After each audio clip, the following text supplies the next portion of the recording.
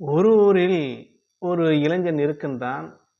தன் நாட்டின் அரண்மனையில் உள்ள அரசனை பார்க்க வேண்டும் என்று ஆவல் கொண்டு தன்னுடைய நண்பனிடம் சொல்ல, நண்பனோ அவனுக்கு தெரிந்த அரசாங்கத்தில் அரண்மனையில் வேலை செய்கின்ற நண்பனிடம் அழைத்துச் சென்று விடுகிறான். அப்பொழுது அந்த நபரிடம் வேலையாளிடம் இவன் போய்க் கொண்டிருக்கிறான்.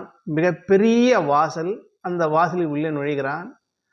அங்கே நவீன நாகரிகம் கொண்டு உடை உடுத்திக் கொண்டிருக்கின்ற அனைவரும் காவலாட்களையும் ஏவலாட்களையும் வேலை செய்து கொண்டு இருக்கின்ற ஒரு நபரை பார்ப்பான்.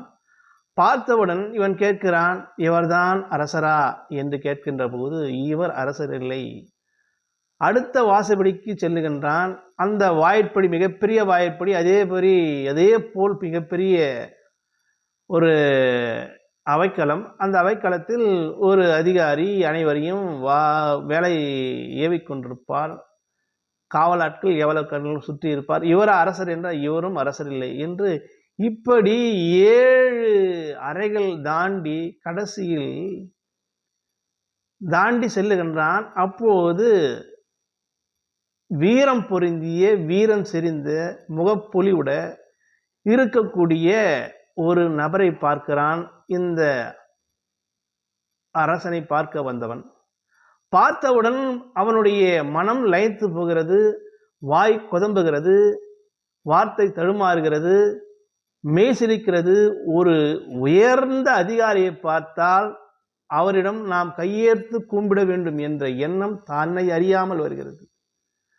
அன்பு நண்பர்களே, இதிலிருந்து நாம் தெரிந்து கொள்ள வேண்டிய விஷயம் என்றால், இறைவனை நாம் பார்க்கின்ற போது, இறைவனை நாம் அணுகின்ற போது எத்தனையோ கட்டங்களை செல்லுகின்றோம். ஒரு விக்கிரகம் பார்க்கிறோம், மந்திர உபதேசம் செய்கின்றோம். ஆனால் பலர் இறைவன் ஞானிகளை பார்க்கின்றோம். இப்படி பல பேரை பார்த்தாலும் உண்மையான ஆதி மூலத்தை, உண்மையான பக்தியை, உண்மையான இறையொருளை நாம் பெறுகின்ற போது, தன்னை அறியாமல் இறைவன் நம்முள் வருகின்ற போது அவனுடைய ஆன்மா மிளிர்கிறது. கண்களில் ஆனந்த கண்ணீர் வருகிறது. மனிதன் தன்னிலை மறைந்து இறைநிலையை உணர்கின்ற போது எப்படி அரசனிடம் ஒருவன் நடந்து கொண்டானோ, தன்னை அறியாமல் இரண்டலை இறைவனோடு கலக்கிறான். நானும் விடைபெறுகிறேன். நன்றி, வணக்கம்.